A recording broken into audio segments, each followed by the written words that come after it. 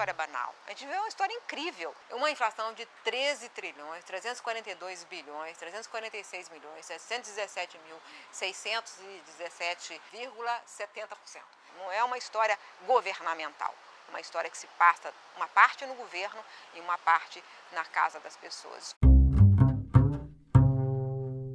Durante todo o período que eu cobri toda a hiperinflação brasileira, aqueles planos, aquelas mudanças, aquele tumulto na vida do país e das pessoas, eu nunca perdi a noção de duas coisas. Primeiro, que eu estava vivendo como jornalista, vendo a cada dia uma história extraordinária, portanto precisava ser contado. Segundo, eu nunca perdi a noção de que a economia não é uma coisa que pertence aos economistas, ou aos empresários, ou aos grandes financistas, aos grandes banqueiros. Economia é aquilo que acontece na vida da gente. Então eu queria contar as duas partes, a história pública e a história privada. Os planos foram arbitrários, mudaram muito, interferiram muito na vida das pessoas. Alguns provocaram euforia, por exemplo, plano cruzado no primeiro momento, decepção, né, depois. O supermercado, ele foi invadido pelas pessoas, porque achavam que o inimigo era o supermercado. Depois a gente descobriu que não, o inimigo era muito mais complicado. Mas é ali que ele mostrava as garras dele. Então, as pessoas queriam invadir porque tinha um preço fora do lugar. O preço era questão de polícia. Então, de um lado, a etiquetadeira, né? Do outro lado, a arma do policial. A gasolina vai subir. Todo mundo parava tudo que estava fazendo, saia correndo para o posto de gasolina para encher, porque o aumento, às vezes, era de 50%. Agora, o pior dos planos foi o plano Collor. O plano Collor foi a maldade para nada.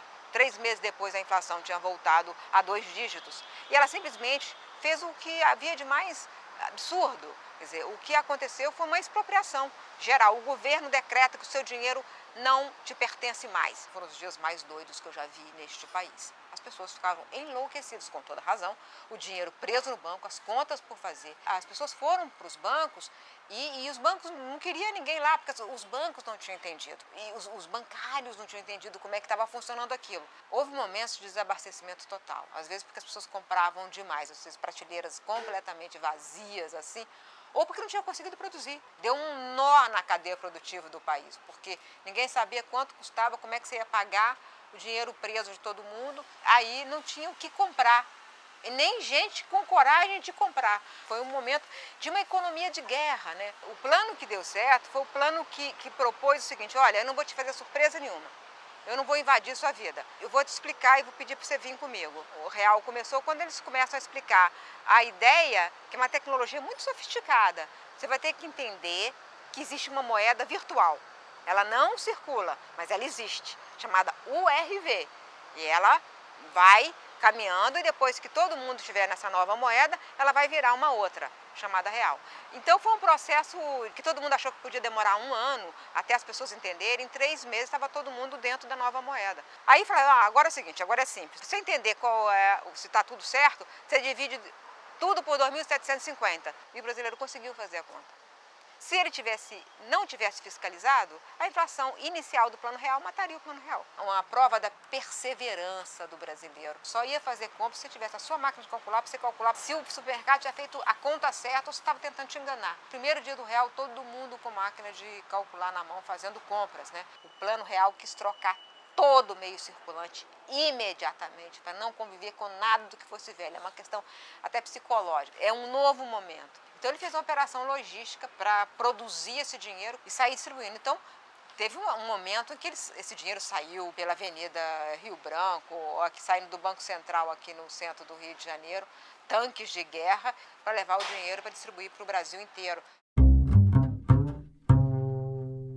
Está escrito aqui, seja bem-vindo, Real. Eu pensei, caramba, alguém pintou uma bandeira e botou seja bem-vindo, Real.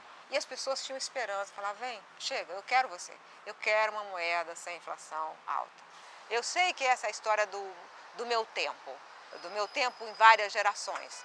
Então eu queria contar a história do meu tempo, para ficar registrado, para quem sabe no futuro a gente não cometer o mesmo erro. Para que os brasileiros no futuro tenham orgulho dos brasileiros dessas gerações que passaram por esse período tão angustiante. Eu fui organizando a minha cabeça e construindo um sonho para mim. Eu quero contar essa história inteira, do começo ao final. E muitas vezes eu achei assim, eu não vou ser capaz de escrever, essa história foi intensa demais. Eu mesma fui atravessada por essa história. E eu sei que o Brasil foi atravessado por essa história. E essa história sempre foi contada aos pedaços, pelos jornalistas, a cada dia, no jornal diário, na matéria diária.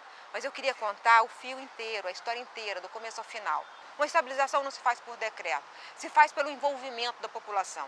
Eu acho que faltava contar para o brasileiro, cara, você lutou, pô, você suou a camisa.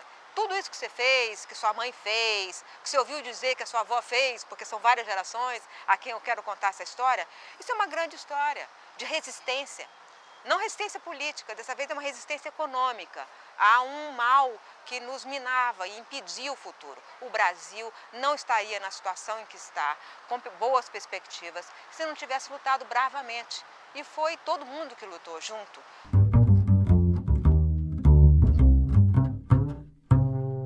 Tem uma coisa que a gente não pode fazer, é errar erro velho. A gente tem que construir agora o futuro a partir das conquistas já feitas.